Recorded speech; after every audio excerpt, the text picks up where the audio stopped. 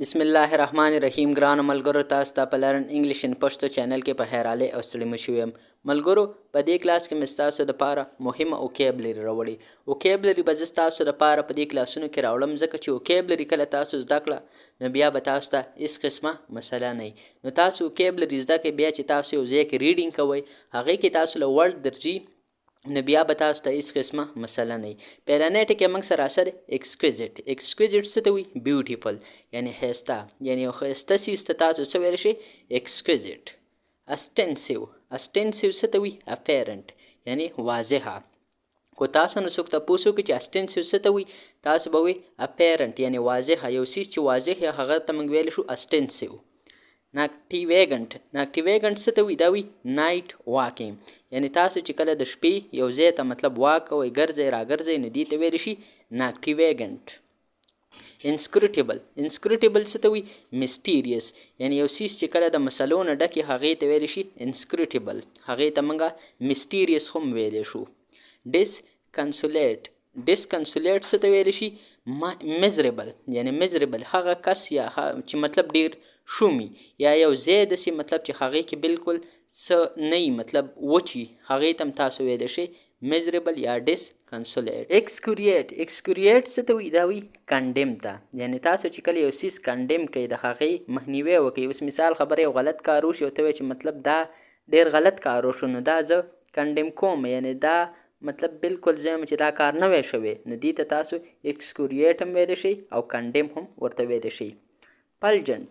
پلجنټ څه ته وایي؟ شاینینګ، یعنې تاسو چې اوس مثال خبره یو څیز شاینینګ یې پړقېدونکی، هغې ته تاسو ویلی شئ پلجنټ. سنټنشیس. سنټنشیس څه ته وایي؟ دا وایي فریچي، یعنې دا به تاسو ماته په کمنټ سیکشن کې ووایئ چې د دې څه مطلب دی. ټیمریټي. ټیمریټي څه ته ویل شي؟ بولډنس، یعنې کله چې یو انسان کې بولډنس وي، هغه کې زړورتیا وي، هغې ته موږ ویل شو ټیمریټي. اوس مثال خبره تاسو پریزنټیشن د خلکو په مخ کې کوئ او تاسو نه یېرېږئ، نو دې ته تاسو ویلی شئ ټیمریټي، دې ته موږ بولډنس هم ویلی شو.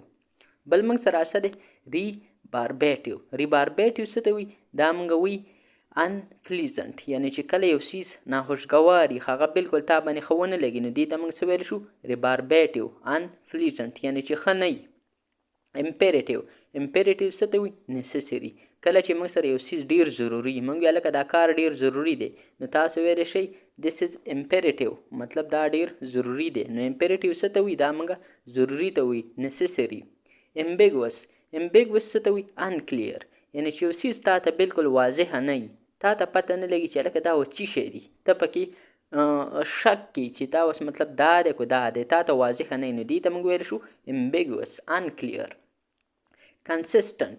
کنسسټنټ څه ته وایي؟ سټیډي، یعنې کنسسټنټ او سټیډي مطلب دا دی چې یو کس مطلب ډېر مسلسل روان وي. اوس یو کس دی، یو کرکټر دی، هغه په هر میچ کې رنزونه کوي، ښه رنزونه، نو دې ته هم تاسو ویلی شئ کنسسټنټ سټیډي، یعنې مسلسل چې یو څیز را روان وي، په هغې کې مطلب بریک نه وي، نو دې ته تاسو ویلی شئ کنسسټنټ هم ورته ویلی شئ، دې ته تاسو په انګلیش کې سټیډي هم ویلی شئ.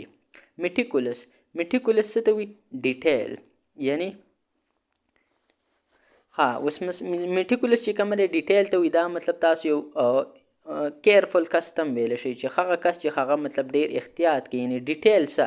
ډیټیل هم دلته دا مطلب دی چې یو کس مطلب یو کار کوي، نو بالکل ډېر احتیاط سره، ډېر مطلب لینتي طریقې سره کوي، چې مطلب په دې کې زه څه غلطي ونه کړم، یا مطلب څه ورانۍ رانه پکې ونه شي، نو دې ته میټیکولس هم ویلی شئ، ډیټیل هم ورته تاسو ویلی شئ، دې ته تاسو ویری کیرفل هم ویلی شئ. کمبرسم. کمبرسم څه ته وایي؟ دا وایي آکورډ، یعنې د دې مطلب هم تاسو ماته په کمنټ سیکشن کې ولیکئ. یعنې تاسو له پکار چې تاسو نه زه خو کم از کم یو ورډ دوه ورډ ټیسټ تاسو نه زالم، نو هغې سره به ستاسو څه کېږي؟ هغې سره به ستاسو هغه ورډ ډېر په صحیح طریقې سره یادېږي، او بیا تاسو نه به هغه ورډ هم هېرېږي نه. نوټوریس. نوټوریس څه ته وایي؟ انفیمس.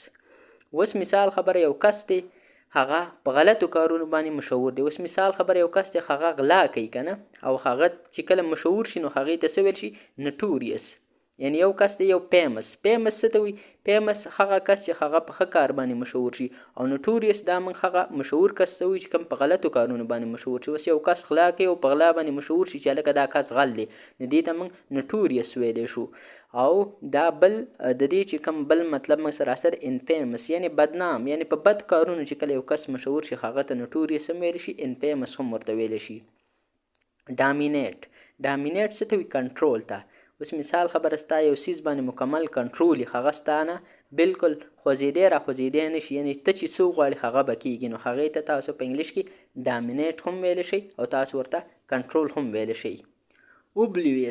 اوبلیویس څه ته وایي دا موږ ته وایي اناویر یعنې کله چې ته د یو څیز نه بلکل خبر نه یې نو دې ته تاسو په انګلیش کې ویلی شئ اوبلیویس څه ته وایي یعنې چې تاسو کله د یو څیز نه بلکل خبر نه یاستئ چې مطلب دا څیز څه دی یا تاسو یو څیز نه بلکل بې خبره یاستئ یعنې تاسو ته پته نه لګي چې دا څنګه قصه ده نو دې ته اوبلیویس هم ویلی شي دې ته ان اویر هم ویلی شي. ملګرو دا و زموږ نننی کلاس. امید کوم چې دا کلاس به ستاسو خوښ شوی او دې نه به تاسو ډېر مهم ارڅه هم یاد کړي. ملګرو نننی کلاس زموږ پای ته ورسېدو. انشاءالله تاسو سره به په یو بل نوي کلاس کې ملاقات کیږي. تر هغه وخته پورې ما له اجازت راکئ. ما په خپلو دواګانو کې یاد ساتئ او د خپل ځان هم ډېر خیال ساتئ. د الله په امان.